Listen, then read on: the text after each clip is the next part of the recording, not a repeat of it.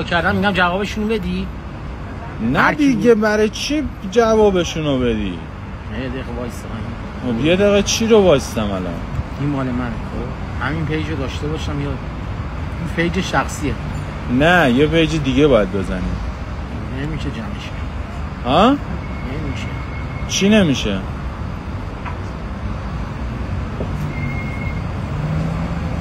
همینو پاک کنم مگه چیه؟ آقا این قدیمیه، این به درد نمیخوره. بعد اونجوری که باید فعالیت داشته باشی هم توش فعالیت نداری. الان چند نفرن واسه بیارم؟ چند نفرن؟ الان تو نمیتونی فالووراتو به من نشون بدی. بعد در مورد خب بلد نیستی، خب چیزی که من بلدم رو گوش کن دیگه. بیا. اون یکی رو بزن، اونی که عکس خودت روشه. این؟ بابا اون مرون پایین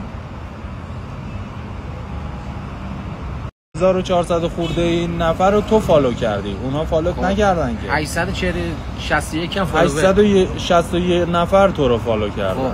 خب بعد الان از این 861 نفر چند نفر لایکت کردن؟ چند نفر ویو خوردی؟ مثلا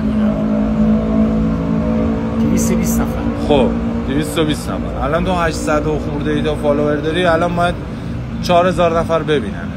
الان من با 300 نفر 12000 نفر دارم منو میبینن.